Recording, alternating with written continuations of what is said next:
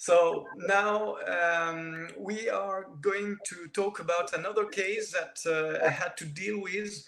It was a real crazy case because of the severe injuries that this dog had. So next slide, please. Yeah, I forgot to tell you that it's a severe sprain of the stifle.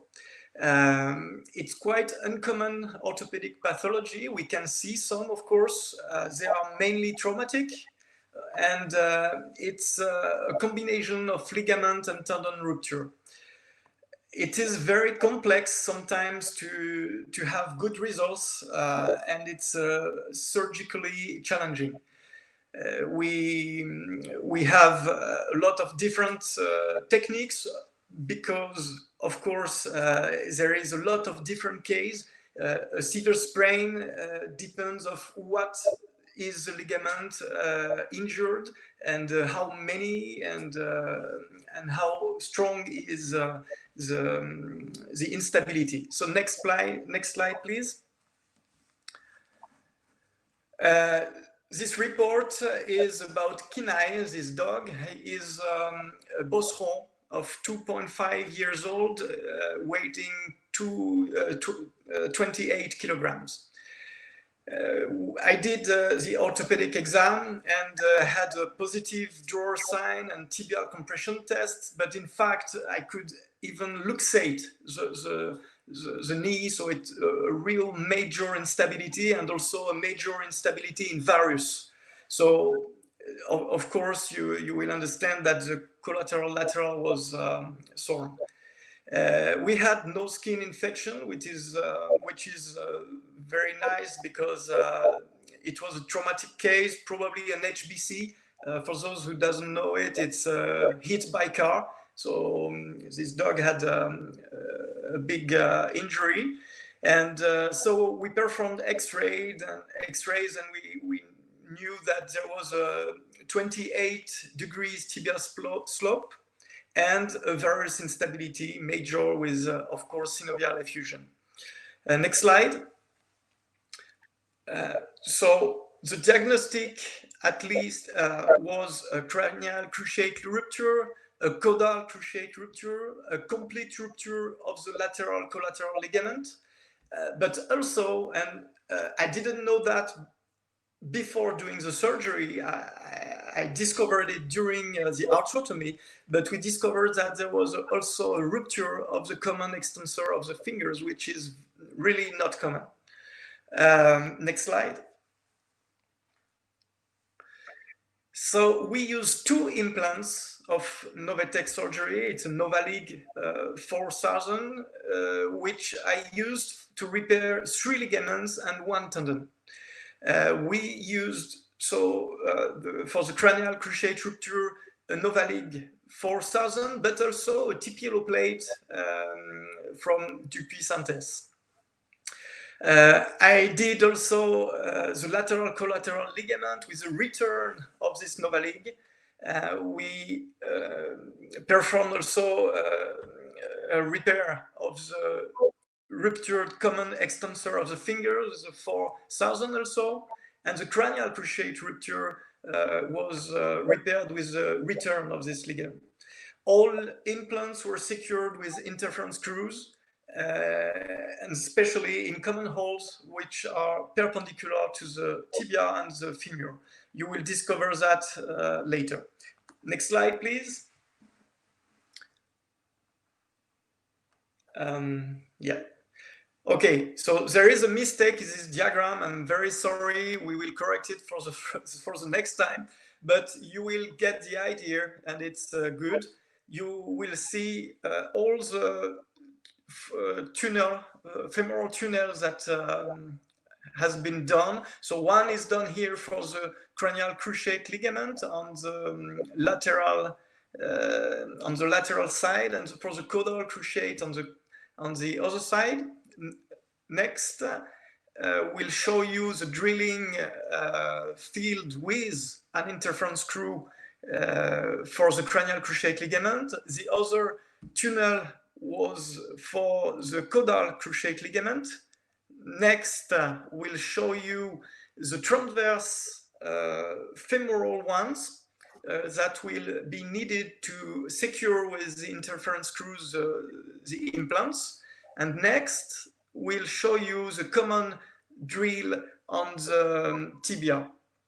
So next, we'll show you the pathway for the ligament, for the cranial cruciate ligament and common flexor extensor, and with the common extensor has been stitched. So there is a drill inside the condyle, in the femoral condyle, to go through with the implant, and at the top, at the very proximal end of the implant, it is sutured to the common finger extensor.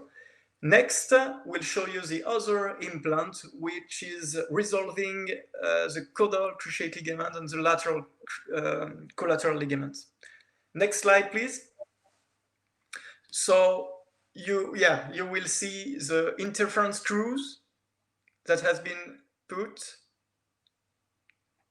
and then again, yes, and then you can have an idea at the end of the surgical technique. You will see that that we put a TPLO plate, which is also securing the implants, because the TPLO plate has been also used for compression on the bone of the ligaments. So it is also another security. Next slide, please. So you need a very, very good preoperative preparation. Of course, you have to do it like if you are going to do a total hip replacement. So you need the higher level of aseptic. You are going also to suture the skin to the drape. Next slide will show you the beginning of the surgical technique. I had, for this technique, because it was a real disaster, I had to do I had to do a medial and lateral parapatellar approach. And this is when we visualized that the common extensor digital was thrown out. On the next slide, you will see that we are drilling here the caudal cruciate ligament. Next slide will show you how we drill with the guide that Novetech has developed.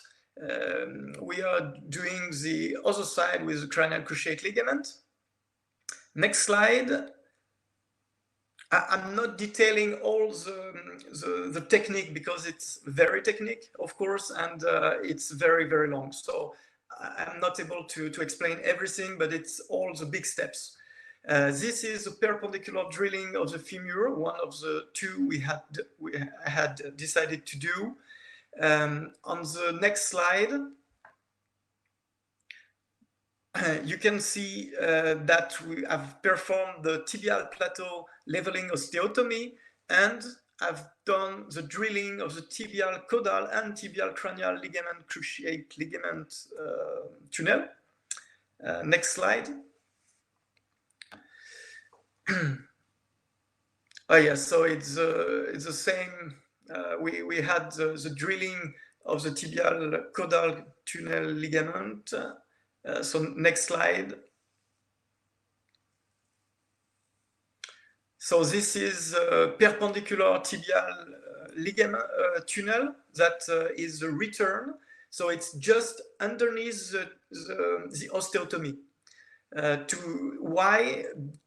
For two reasons. I wanted to have a compression of the ligaments by the TPLO plate. So that's one of the explanations. I put it not far behind, in front of, or on the side. I wanted an interference between them. Then we have on the right picture, we can see the placement of Novalig. So you can see it coming. On the next slide, you will see also the caudal cruciate ligament. Oh no, so on this slide, yes, you can see how I did the tunnel inside the fovea, which is the anthesis of the common extensor. And you can see also how the implant is going through, and it's sutured on the right picture. Next slide. This one is showing that the two implants, both the cranial and the caudal cruciate ligament implants, are going in the same hole on the return in the tibia. Next slide. So this is the next step. I couldn't detail everything. It's a real long surgery. By the way, I think I had 2 hours surgery on this one, which is quite long. So I don't explain it, but of course, after I had to place the return of the lateral collateral ligament to reinforce this collateral ligament, I had to put all the screws, as you have seen it on the diagram, and to put the TPLO plate. So that must be for you a very big question. Probably I will have some question about this.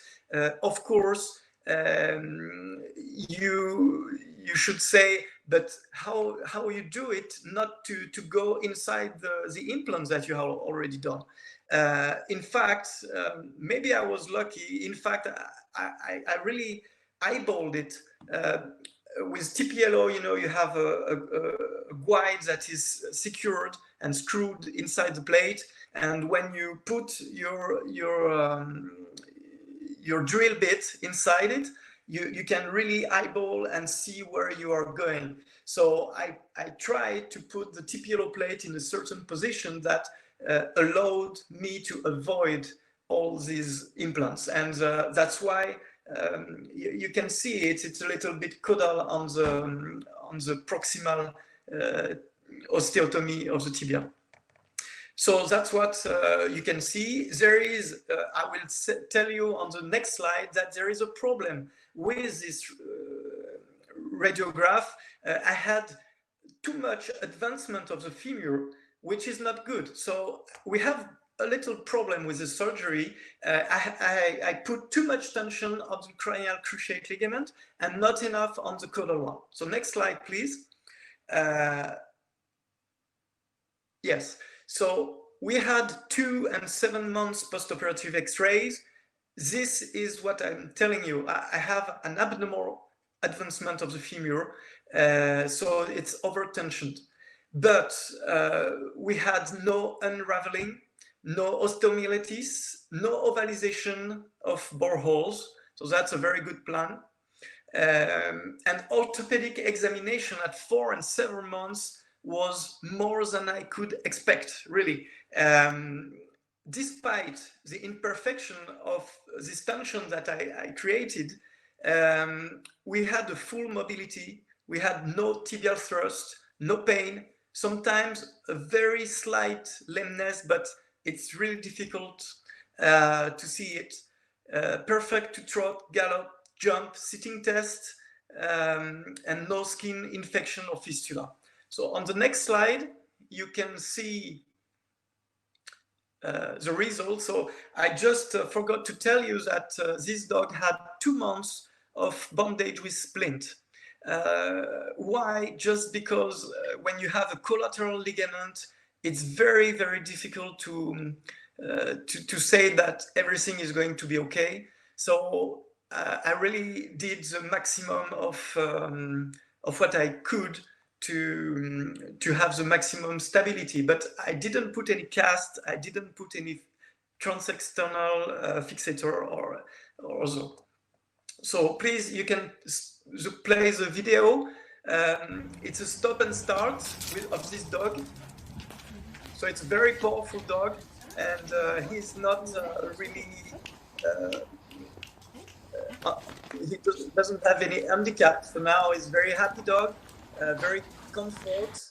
And so you can play the next video on the next slide.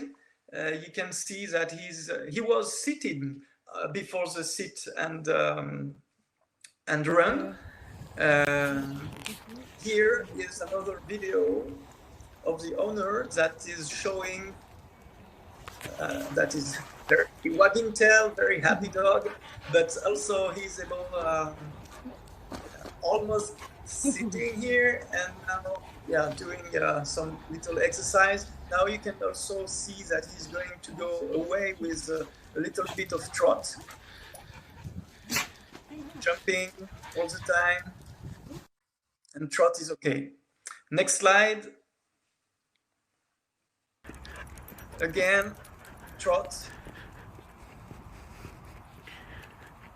At the very end, I saw that it was a little bit wobbling, but I think we cannot find any problem with this dog.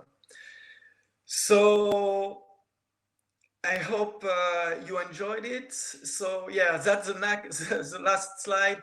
I put this sentence because I think it's very true, that humility comes when the results exceed our expectation, and nature helps us sometimes and tolerate some of our imperfections.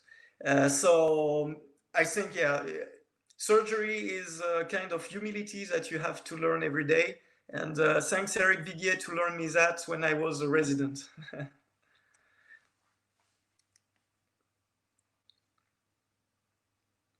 So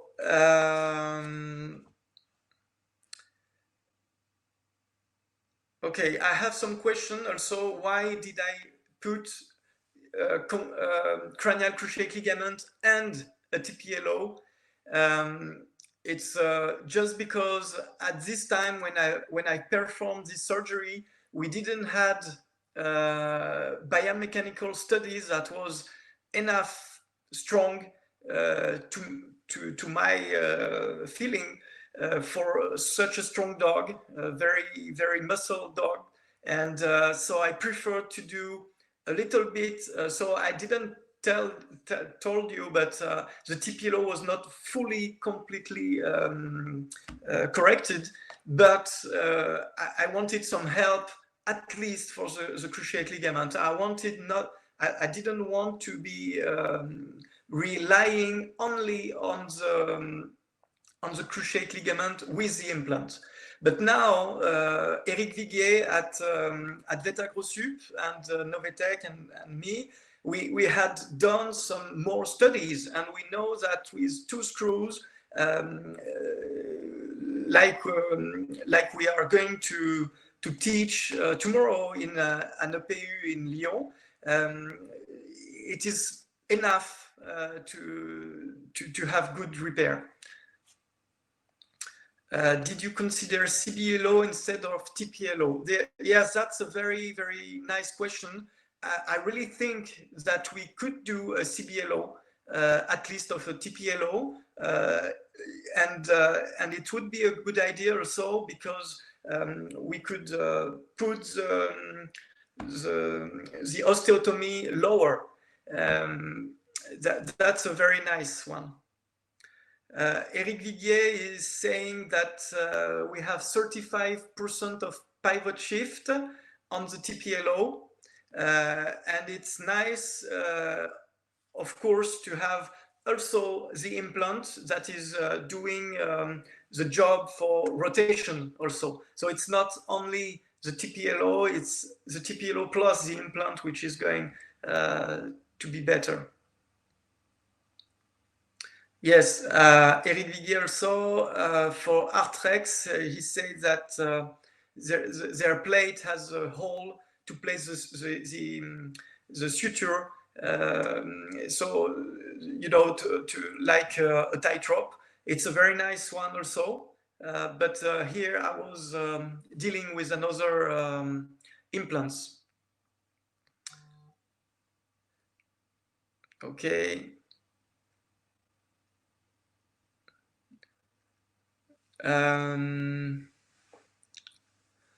Which is a benefit of the long term, for the long term of this technique? Less arthritis. Yes, we do think that if we do implant rather than TPLO, we do think that because we don't have the problem of valgus and rotation that is not corrected by the TPLO, probably we can say that we could have less arthritis. But you must not forget that anytime you are going inside a knee, you will have a little bit of arthritis anyway. Were your meniscus at the time of surgery? Oh yes. How were there? The medial meniscus was completely torn. The caudal the caudal horn of the meniscus, of the medial meniscus, was completely cut. So I had to debride it, and but the lateral one was still well placed and still attached to the femur. And concerned long term about the caudal displacement of the tibia, that's true. But maybe because we don't have the caudal medial meniscus, maybe it's better for him to be a little like that. But I don't really think so. It's probably more a deficient technique here. Someone is asking me the order to put the prosthesis, but this is very, very difficult to explain in 5 minutes. So maybe Pierre-Yves Menez can ask me in another way, maybe by internet, or if he wants some more information, or if he can come to the EPU if he wants to. Replay will be available, I think.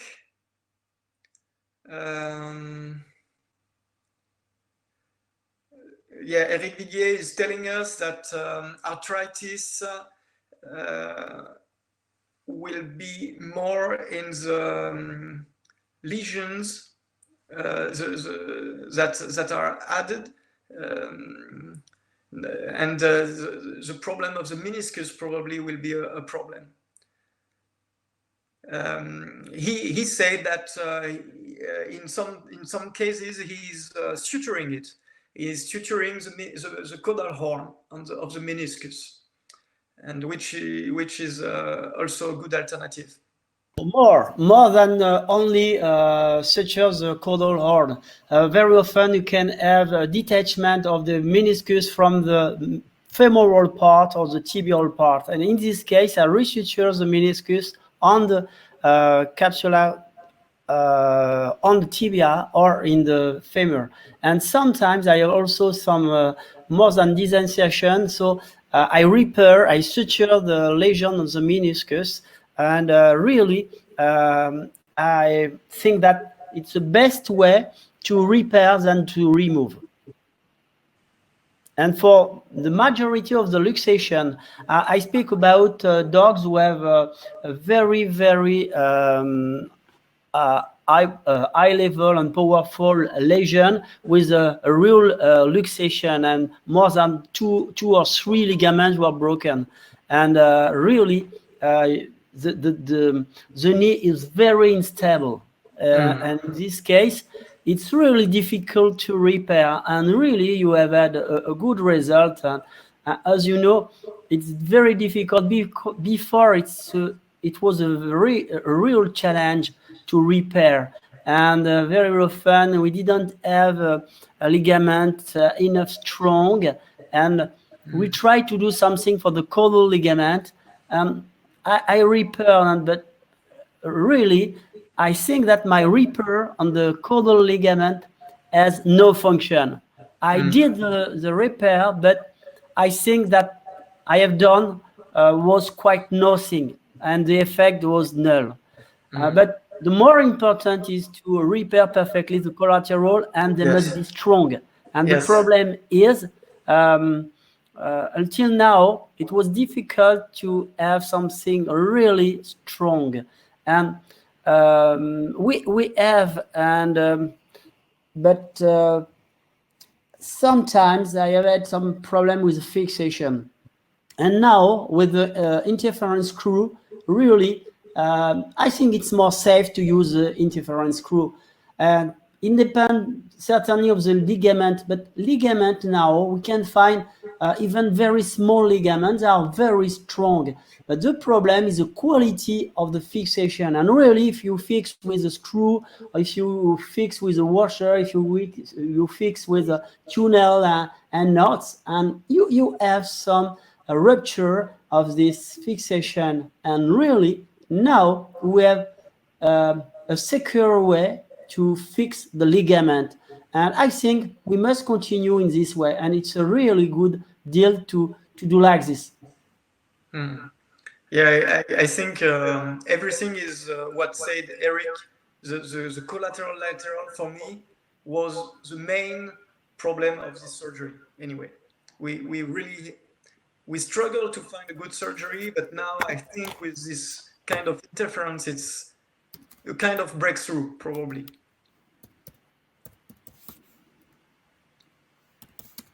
Any other questions?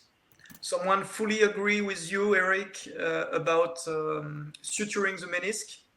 Yes. Oh, yeah. 4-0 proline, by example, a very small suture. Sometimes 5-0. It depends the size of the dog. And I have I use two. I have a special needle, and I use a device with like two. It's like two tubes parallel, and I put the needle. I put the string in the needle, pass through the meniscus, and I can fix the two parts of the meniscus with this device, and I use the suture out of the capsula. And sometimes I fit the caudal horn of the meniscus with a suture within the medial part, in the posterior medial part of the capsula, and only with the suture in the posterior medial, with two sutures of the meniscus. Okay. The medial meniscus is fixed and it has no movement, but it's more difficult for the lateral. You can't fix the lateral meniscus because it moves a lot on the tibia. But really, the medial meniscus is a meniscus who has no many movement on the tibia. And really, it's easier to fix the medial because it can heal easily on place. But the lateral is always moving, and the only thing I do is to fix laterally, but not caudally and frontally. But if I prefer to repair the lateral part of the capsula because he has to move, and he moves. He has a sliding movement on the tibial plateau, and sometimes on the dog, big dog, quite 1 centimeter. So you can verify on anatomic on a stifle who you remove from a dead dog, and you verify that the medial meniscus move a few, and lateral is moves always a lot. So it's not the same way to repair, but we have no many information concerning that. So we have to try, and we do. But one thing, try to repair. Okay, yeah. So, Victor, do you want to end this conference? Yes, it seems that there is no any more questions. So, well, I wanted to thank everyone for its attendance, and especially the three of you for your conference. Thank you very much. at Novetech developing a physiological solution, we are very proud of being able to support such initiatives like IGOS Group. So thank you very much for this, and